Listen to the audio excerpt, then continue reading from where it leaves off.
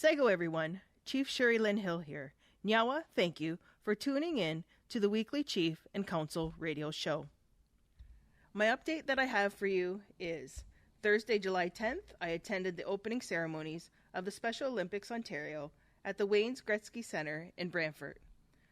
I gave opening remarks and welcomed 1,200 athletes to the Games. On Friday, July 11th, I opened the bocce ball competition by throwing the first bocce ball.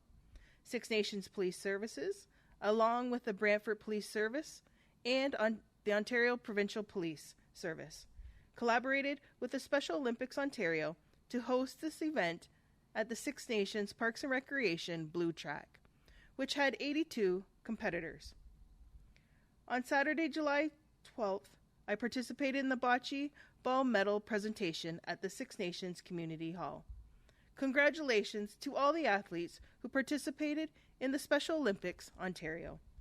I'm happy to share that the 59th elected council has been actively working on development of a 5-year strategic plan. We plan to have it completed at the end of August. I hope to share more details in the early fall. First Nations Summit on Canada's Bill C-5 was in Ottawa. Six Nations continues to oppose Bill C-5. On July 16th, the Chiefs of Ontario Leadership Council met to discuss a number of issues, including Bill C-5. In the afternoon, I attended technical briefings on Bill C-5. This work was hosted by the Government of Canada. On July 17th, I attended a full day of working sessions with First Nations leadership on Bill C-5. Prime Minister Carney and several cabinet ministers were in attendance, as well as Indigenous members of Parliament. Prime Minister Carney, who was in attendance all day, indicated that this is the first of many discussions with chiefs. More details will be shared on my next update. I want to ensure the community that Six Nations of the Grand River Elected Council is still working with legal and the Six Nations Cannabis Commission to address concerns related to the outdoor growing of cannabis. And lastly, the community garden beds around the administration building are ready to be harvested. The squash and the basil leaves are ready. Feel free to help yourself. We will keep you posted when the tomatoes and peppers are ready. And now, let's hear from Councillor Greg Fraser.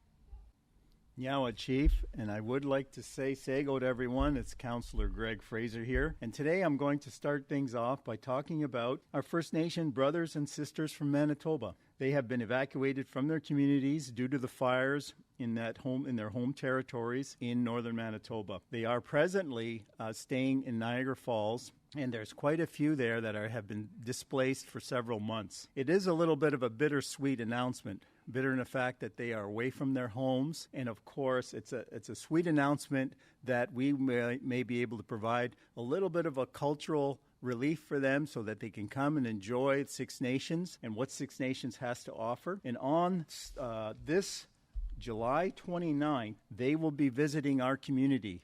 There could be the possibility of up to 400 First Nation members from Manitoba coming by bus, and they will be arriving in front of the arena at 10 a.m. on July 29th, just in front of the arena. And of course, we will have Rod Miller and Bruce Longboat there doing an opening address and an introduction to our community. Of course, our very reliable MC, Joe Martin, will be the MC for the day. And after they arrive at 10 a.m. and after the opening address, at 11 a.m., there will be a demonstration and more or less an interactive activity that involves lacrosse, our game, our traditional game. Basically introduce that game to visiting Manitoba brothers and sisters. At 12 noon, there is a special event, a graduation of 9 Manitoba high school graduates will be carried out at the community hall. And at 12:30, there will be lunch, and that would be supplied by Chef Tanya Brandt. And of course, at 3 p.m., there will be traditional dancing. Blaze Longbow will be the singer,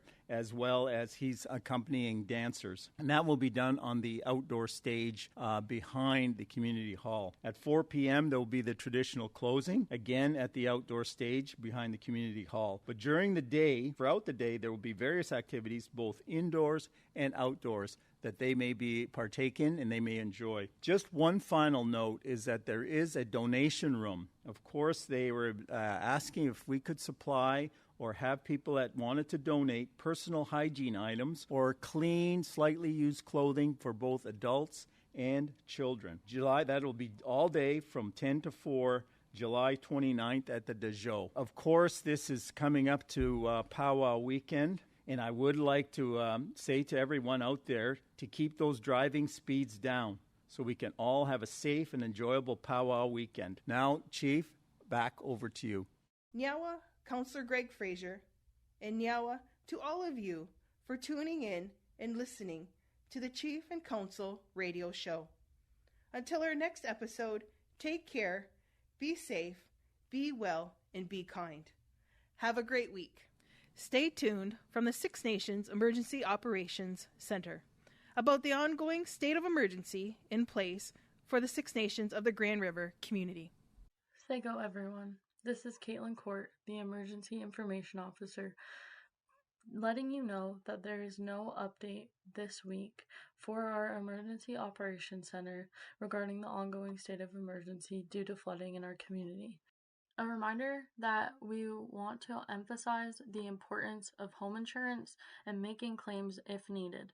The deadline is now on July 31st, 2025. Call Joe Martin or the crisis line for assistance.